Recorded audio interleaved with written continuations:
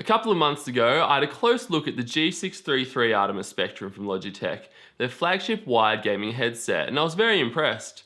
In this video, I'll be putting the wireless twin under the microscope, the G933 Artemis Spectrum.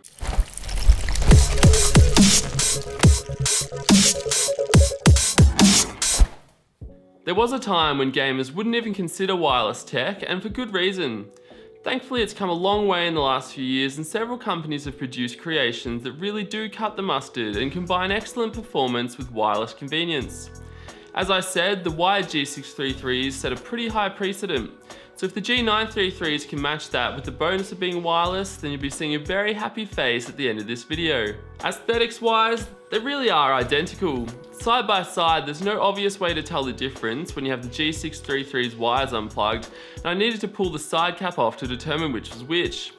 This is no surprise, but it is a positive in my mind as the overall design looks pretty damn cool, and none of this was sacrificed to enable wireless connectivity. You'll find the same plush ear cups, same RGB lighting strip, and the same Logitech Gaming G logo. The same detailed and decorated headband, and the same matching ear cup mesh, and of course, those removable panels on the outside of the ear cups. The G933s are comfortable, just like the G633s were, and they really wrap around your head quite tightly. This is something I noticed more as I use the G633s over time. They really are a very comfortable headset, however, I found personally that when wearing them over a long period of time, they felt a little too tight and heavy. They aren't a super heavy headset considering they are wireless, and I think the firmness of the grip around my head has a lot to do with it. Such a thing will certainly come down to personal preference. I've seen some other reviewers and users online complaining about a problem with the headset sliding off the back of their heads. I personally never found this to be an issue, and the only way I could recreate it was by positioning the headset quite far back on my head. With the headset in my normal position, they sat nicely. This isn't the lightest headset going around, and if they gripped any tighter, then I believe comfort would be a real issue. On the G633s, I believe the removable panels were simply there to allow gamers and sponsored gaming teams to use custom ear cap identifiers. The G933s also afford you this luxury, however, there's a much more clever design aspect to these ear cups too. Popping both sides off, you'll discover that one side houses and allows access to the battery, and the other side actually contains the USB receiver. How cool! This will definitely help prevent travelling gamers from losing the dongle. For travelling, however, the G933s may not be the best headset. They don't really fold up at all, beyond some ear cup swivel, and they do take up a fair bit of space. A carry case for these headphones would be great, as I mentioned in the last video, and it would have been a great inclusion. Probably the best part of the G933s is their adaptability and features. Whilst they are wireless, they do come with the same connectivity options as the G633s and then some. There's a USB cable to connect directly to your PC, which also charges the battery, as well as a standard 3.5mm audio jack with an inline mic and remote that can be plugged into anything, including current gen console controllers, though unfortunately it will be in stereo mode, not 7.1 surround. You can also plug this directly into your phone for hands-free chat. The final connectivity option is quite unique. There's a 3.5mm audio jack in the back of the USB receiver, and included in the package is an RCA to 3.5mm cable that you can plug directly into this. With this cable, you can connect virtually any input, such as your home theater, TV, stereo, etc., into your headset wirelessly. Pretty nifty, I think. In order to enable and configure the 7.1 surround sound, as with the G633s, the Logitech gaming software must be installed. This software is straightforward to install and easy to use, and allows you to mess around with sound profiles and lighting effects as you please. The same 3 programmable G keys are found on the headset too, and these can be configured to any function in the software also.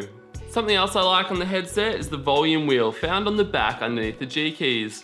As I mentioned in the G633 video, I found this to be very intuitive when I wanted to quickly change the volume, and over time it's become a real habit. No longer do I look to my keyboard media buttons to change the volume in Windows, and now when I wear a different headset, I find myself reaching for the volume wheel that unfortunately isn't there. Unsurprisingly, the mic found in the G933 is again the same, and I've used it to record this piece of the audio. It's a boom mic that folds up into the headset subtly when you want them to look like normal headphones, and then folds down easily with an extendable flexible arm. Like most mics found on premium headsets these days, it's a noise cancelling mic, and it sounds about as you'd expect. The best feature in my opinion is the little indicator light on the end that shows you at a glance whether you have the mic muted. The box boasts a 12-hour battery life, and this does seem about right based on my experience using them. Apparently the use of all of the RGB lighting could affect battery performance up to 30%, so as someone who personally doesn't really care for having my headphones lit up like a Christmas tree, I probably would simply turn them all off if these were going to be my daily drivers. The fact that the battery is so easily removable and replaceable is a big bonus, and the simplicity of the USB charging cable is great too. Finally, the sound quality is excellent and immersive, as with the G633s. There are very clear mids and highs, and the bass is punchy. They're really great for listening to hip hop and EDM, and the sound profile really suits FPS gaming too. The 7.1 surround sound works very well, and you get a real directional sense at all times when the Logitech gaming software is installed and it is enabled. The headset also has the capacity to be very loud. I didn't find the need to go above 50% volume, aside from when testing the audio quality. For me, the highlights of the G933 include the excellent and very reliable wireless performance, high build quality, attractive yet functional design, and the wealth of connectivity options, and of course that great sound. There are very few things I disliked about the G933s, though I would have personally loved a purpose-built carry case. Also, as mentioned earlier, I found them to hug my head a little too tight for prolonged use, though I do have a pretty big head. It's also worth noting that this isn't the most portable headset, and they might be a little too bulky for some. That said, it is hard to fault Logitech here, as I suspect this is a cost of creating such a well-built, feature-rich headset. Overall, the G933s are a fantastic headset, as you'd expect in a flagship from Logitech. They're versatile, comfortable, great looking, feature-packed, and the sound quality is excellent. I believe the G933s are easily one of the best wireless options on the market today, and the price is about right at $200 US.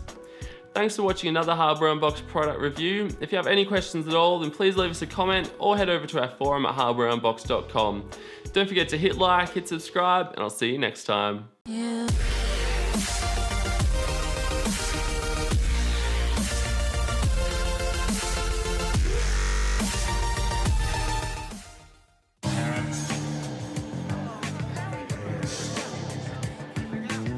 Hansel, so hot right now.